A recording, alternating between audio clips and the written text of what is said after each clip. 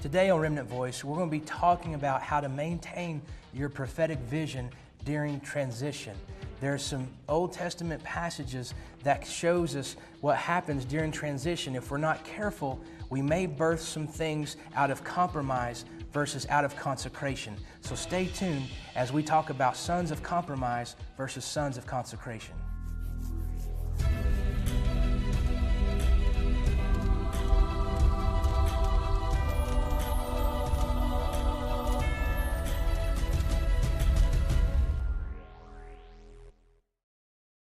Hey everyone, I'd like to invite you to connect with Remnant Fire Ministries across several social media platforms. You can find us on Facebook at facebook.com/Remnant Nation. Also, you can find us on Twitter at twitter.com/Remnant Fire. We are on YouTube as well, and on YouTube I'll be posting and uploading videos and episodes of the show. You can find us on YouTube at youtube.com/The Remnant Fire.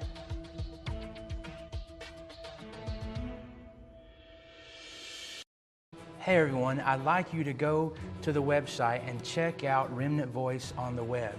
Go to remnantvoice.tv. There on remnantvoice.tv, you'll be able to find episodes on demand, past episodes, shows that you may have missed. You'll be able to find those episodes at remnantvoice.tv. Also, I'd like to invite you to stay in touch with the ministry, Remnant Fire Ministries, on the web as well. Go check us out at remnantfireministries.com. There on the website, you'll be able to read articles that are posted there. Also, you'll be able to keep track of the schedule that as I travel and minister at different locations, you can find out where I'm at by remnantfireministries.com, and then under the schedule tab, you can find out where I'll be ministering there. So again, I want you to check out remnantvoice.tv and remnantfireministries.com.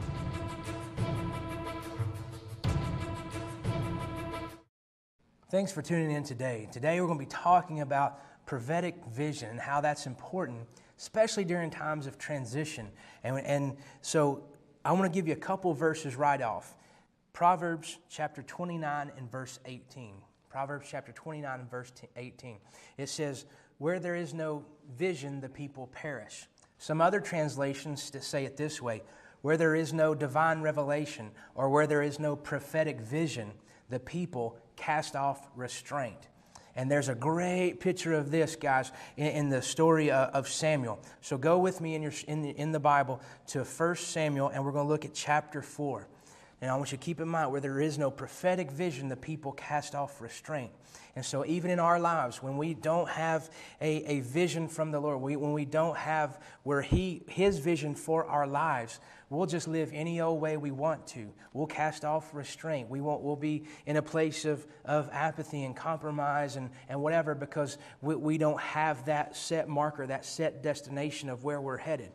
And so a great picture of this is Eli and his sons, as well as Samuel. So 1 Samuel and chapter 4, or actually let's go back with chapter 3.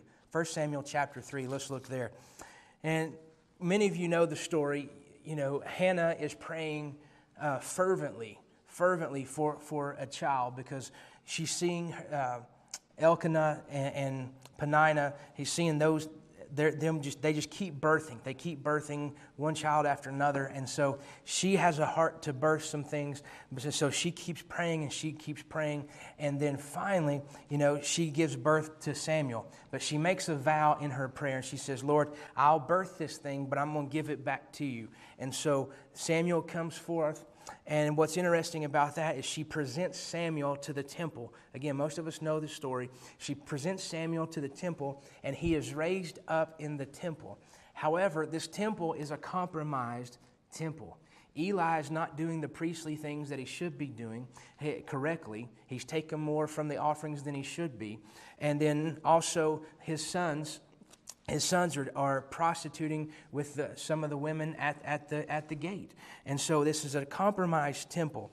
But inside this compromised temple, Samuel still is growing. So I want you to look at this. In verse 3, and the child Samuel ministered unto the Lord. 1 Samuel chapter 3, verse 1. And the child Samuel ministered unto the Lord before Eli, and the word of the Lord was precious in those days. There was no open vision. That word precious there is even rare. He's saying the word of the Lord was rare in those days. There was no open vision. Remember our opening verse, where there is no prophetic vision, the people cast off restraint. And it came to pass that when Eli had laid down in his place, his eyes began to wax dim. Here's Eli. His eyes began to wax dim that he could not see.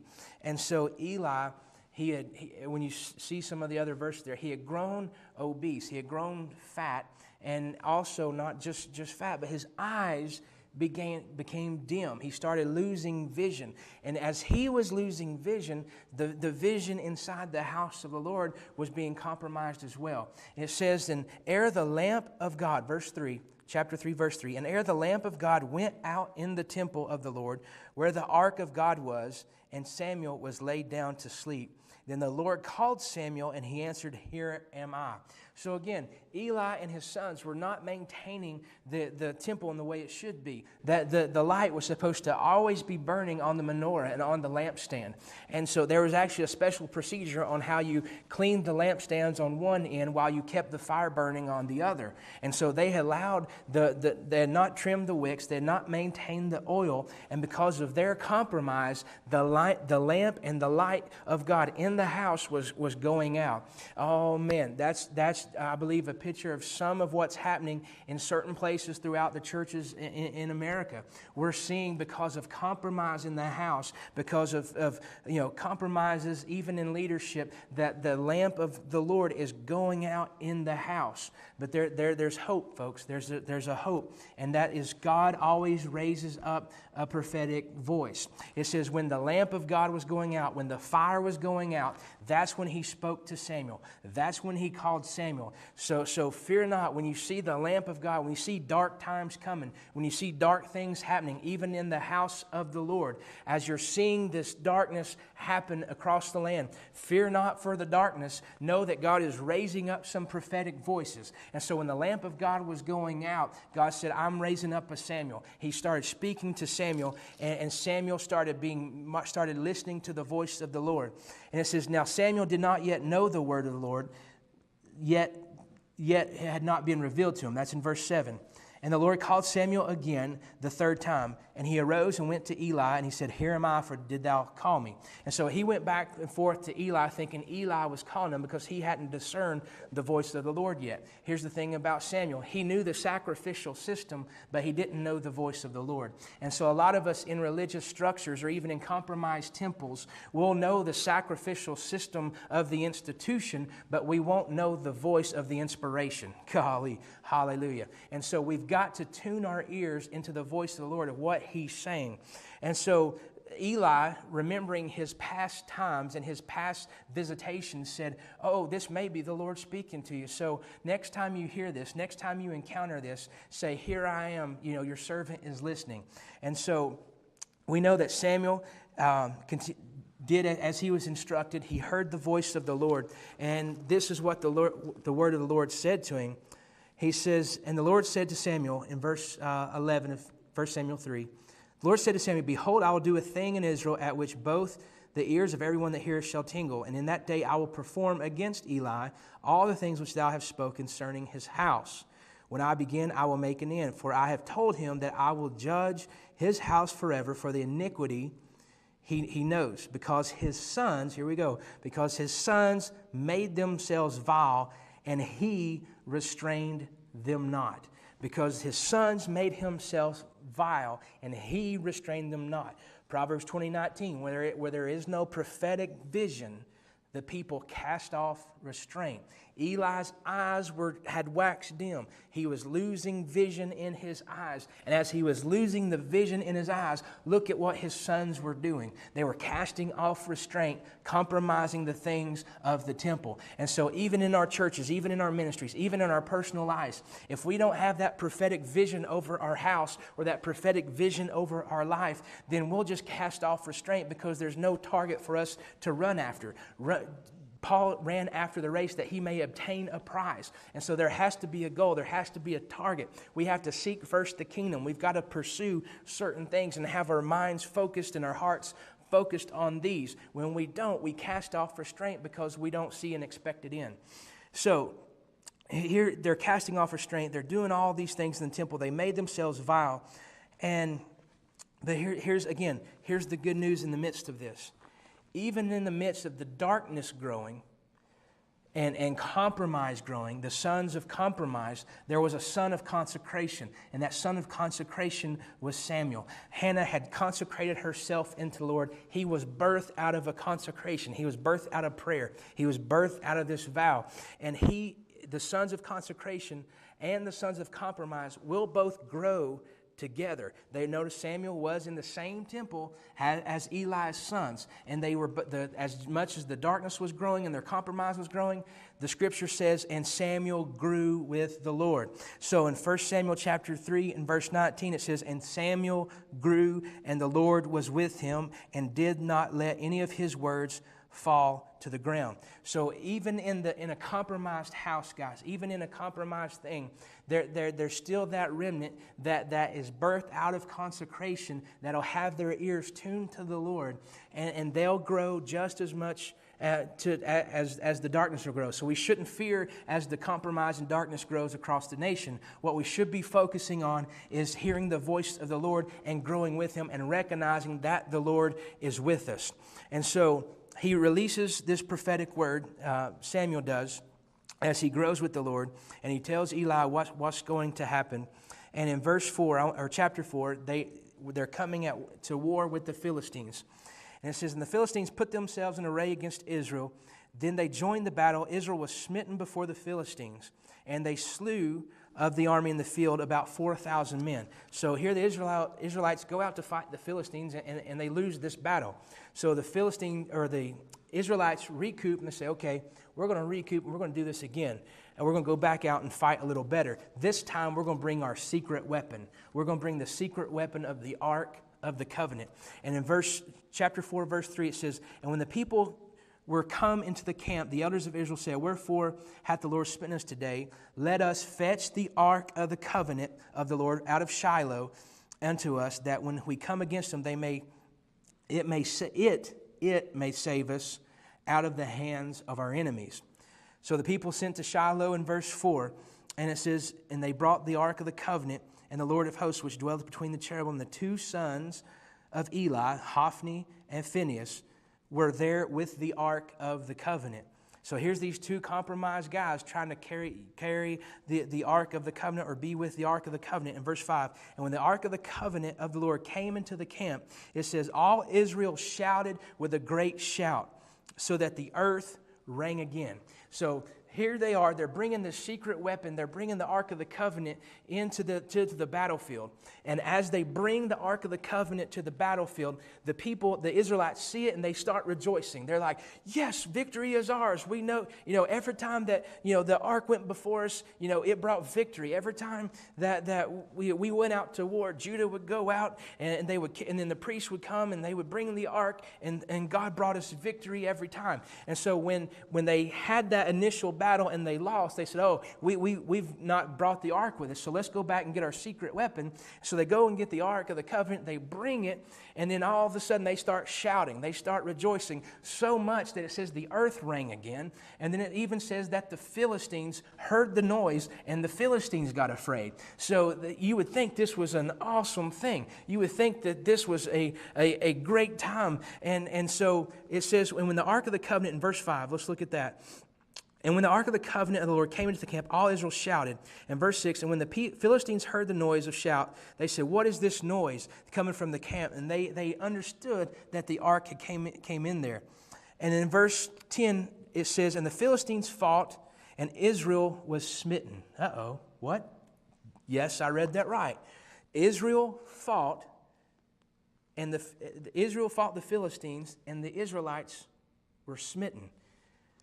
And it says, and they fled, every man into his tent, and there was a very great slaughter, for there fell of Israel 30,000 footmen. And the ark of God was taken, and the two sons of Eli, Hophni and Phinehas, were slain. Now, how can that be? how all the people shouted in such a great shout and such a great outcry that when they saw the ark, they knew victory was theirs. They thought victory was theirs. The Philistines were going to run, and because they knew they were afraid.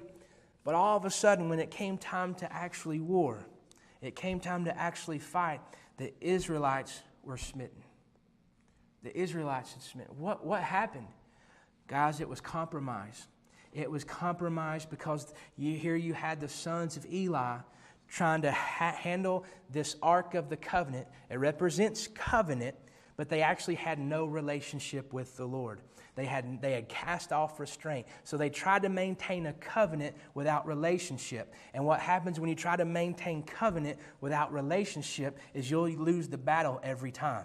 And so here they are trying to maintain this covenant. They have this institutional Christianity, if you will. They have this form of godliness, if you will. But there's absolutely no power to actually have victory. They were celebrating past events, past victories, but they were living in a present compromise. And so if you can celebrate a past victory, but you're living in a present compromise, when you go out to battle in your present compromised state, folks, you're going to lose. You're going to lose. It's just like this. There's going to be, it says his sons were slain. So some things are going to get slayed in your life if you're living in a present compromise while still shouting about the past battles, because you're trying to have this form of godliness with actually no power. You've lost vision. You've lost the prophetic vision. You've lost Christ being the chief cornerstone and being the center of your life. You've taken your eyes off of him. And when your eyes are off of him, you're losing vision. You start growing dim. And then now you're in this place of compromise where you can't fight anymore and fight and have victory in your life. And so here these sons mishandle the ark. They mishandle covenant. They mishandle their presence because, again, they're living in a compromised state, and that ultimately brought defeat in their lives. And then it says down in verse 18, and it came to pass when he made mention of the ark, this was a messenger sent back to Eli. It made mention of the ark that he fell from the seat backward and the side of the gate, and his neck brake, and he died, for he was an old man and heavy. I told you earlier he was a bigger guy, and he had judged Israel for 40 years. So when Eli hears the news about his sons, the news just completely overwhelms him. And as the news is overwhelming him, he falls back and breaks his neck, and he actually dies. And it says, and the daughter-in-law of Phinehas's wife, was with child, near to be delivered. And when she heard these things and how the ark of God was captured, it says, and her father-in-law and her husband both were dead, that she bowed herself in travail, for her pains had come upon her, meaning she was about to give birth. And it says, about the time of her death, the woman that stood by her said unto her, fear not, for thou hast borne a son. But she answered not, and neither did she regard thee. And she named the child Ichabod, saying, the glory is departed from Israel, because the ark has been taken, and because her father-in-law and her husband. And she said, the glory is departed from Israel, and the ark of God is taken. So look at the results of what happens to a compromised people. When you're trying to steward the ark of God, trying to have this form of godliness without no power. Instead of raising up sons of consecration, you have no prophetic vision. And when you have no prophetic vision, it says the people cast off restraint. And because of this, the casting off of restraint, that it allowed compromise to come in, and they ended up birthing not more sons of consecration. No, they ended up birthing sons of compromise, which reproduced no glory. It reproduced no glory, the absence of glory. Ichabod means the glory has departed. And so I'm saying this because some of the stuff I'm seeing, and I want you to hear my heart on this. I want you to continue to pray and fast and seek the Lord on this. But we're seeing some of the things happen. We're seeing some ministries and churches, because of compromise, they're being shut down and closed down, and the glory's departing off of that. But at the same time, we're seeing some of this negative stuff and this dark stuff come upon the nation, know that God always has a remnant. He always has that remnant out there, just like Samuel, that is still growing and maturing in the Lord. And they have their heart and their ear tuned to what the Father is saying. And so as Ichabod the glory is departing, at the same time, there's some prophetic voices that's being raised up to recognize the situation and start prophesying that the glory will be returning. And then they'll go anoint kings that'll bring the glory back. And so I'm seeing, as we see this, know that God is speaking out there. Don't allow compromise to come in. It was this apathy of the Father that allowed the sons to just live any way they wanted to in the house of God.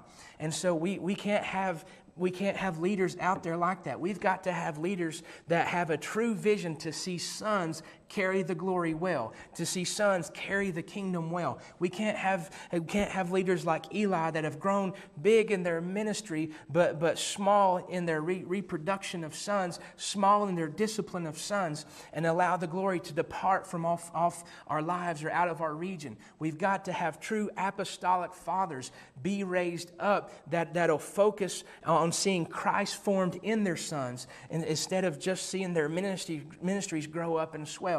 Paul with Timothy, it's in Acts, I believe it's Acts chapter 16 and verse 3. Paul recognized Timothy. Timothy he calls Timothy his son, and we know it's his spiritual son.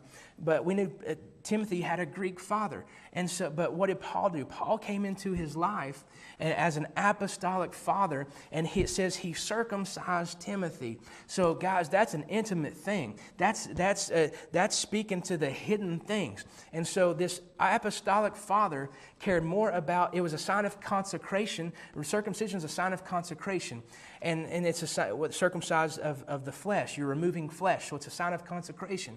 And so here, the apostolic father of Paul comes in and circumcises Timothy, removes a layer of flesh, if you will. And so Timothy can come in and be like a spiritual son with him, and they can work hand in hand on seeing the church equipped. And so I believe that's something that we're seeing. That's something that we're seeing even right now happening, that there's apostolic fathers that are being raised up, and they're reaching out to sons, and they're seeing the sons, and they're saying, hey, you can't live this way. You can't try to serve God while still sleeping this way or living that way. You got to start living more consecrated, living more. The old term would be sanctified. You got to start living this type of way.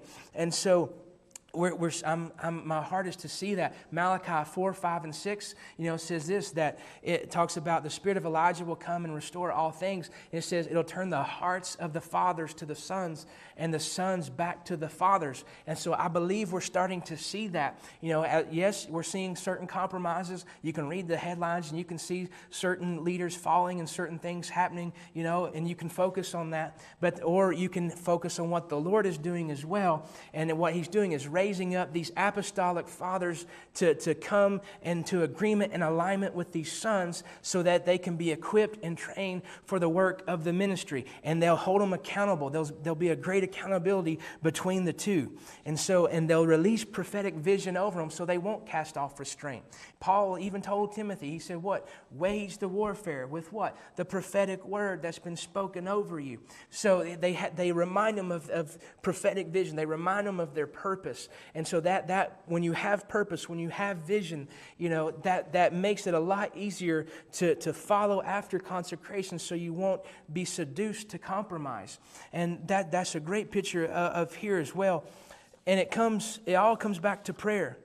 It all comes back to prayer, because that was the priestly role. The priestly role was to make intercession on behalf of the people, on behalf of the nation. And yes, just as they were in a time of great transition, we're as a nation in a time of great transition. And so we're seeing, again, churches in compromise and ministries in compromise, but at the same time, God has that people. He has that remnant that's out there, that's still burning, that's still maintaining the lampstand, that's still maintaining and trimming the wick, that's still maintaining the oil, that's still keeping the fire burning on the lampstand, and also keeping the fire burning on the altar. In Leviticus, he says the fire should always be on the altar, that it should not go out. So God is raising up these sons. Anytime there's a when you see the lamp of God going out, remember in 1 Samuel, and you see the lamp of God going out, that's when he spoke to Samuel and raised him up. There's always a raising up of prophetic voices out there when there's compromise going on. And when God comes to clean house, he'll raise up a prophetic voice as well. Here, I want to speak this to someone out there as well. I believe you're watching, and you're asking yourself, you felt like you're like this, Hannah, and you haven't seen certain things you've prayed for come to fruition yet. You haven't seen that birthing of things yet. Guys, we got to be careful what we're intimate with, because what we're intimate with will ultimately birth. And because they were intimate with compromise and complacency, they ended up birthing Ichabod. They produced a lineage that birthed the departing of the glory. But same thing here. Hannah, here's the flip side. Here's this other side of it, guys. Hannah, however, lived a consecrated life, and she was barren. It says that she was barren. And so some of you felt you've been consecrated, but you haven't seen things birth yet. And the consecration, hallelujah, the consecration has been maintained. You've been faithful in praying and fervent in praying, but you still haven't seen the birth yet. Know this, 1 Samuel chapter 1, verse 5. But Hannah, he gave a worthy portion, for he loved Hannah, but the Lord had shut up Hannah's womb. So no, it's not an enemy trying to keep you from birthing, but the Lord has closed the womb so that you can birth in his timing. He didn't want you to birth prematurely. If you'd have birthed prematurely, then your Samuel would have spent too long in a compromised temple, and who knows, it might have been compromised. So know that even right now as you're listening to this, that the Lord is opening your womb, and the season of barrenness is over, and the Lord is opening in your womb, and you're about to birth a prophetic vision. You're about to birth a Samuel in your life and ministry that will be raised up and fight against the compromise that you're seeing in the nation. So be blessed in Jesus' name. Hey everyone, I'd like you to go to the website and check out Remnant Voice on the web. Go to remnantvoice.tv. There on remnantvoice.tv, you'll be able to find episodes on demand, past episodes, shows that you may have missed. You'll be able to find those episodes at remnantvoice.tv. Also, I'd like to invite you to stay in touch with the ministry, Remnant Fire Ministries, on the web as well. Go check us out at remnantfireministries.com. There on the website, you'll be able to read articles that are posted there. Also, you'll be able to keep track of the schedule that as I travel and minister at different locations, you can find out where I'm at by remnantfireministries.com, and then under the schedule tab, you can find out where I'll be ministering there. So again, I want you to check out remnantvoice.tv and remnantfireministries.com.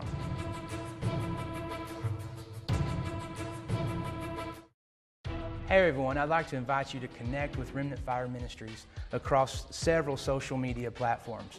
You can find us on Facebook at facebook.com/Remnant Nation. Also, you can find us on Twitter at twitter.com/Remnant Fire.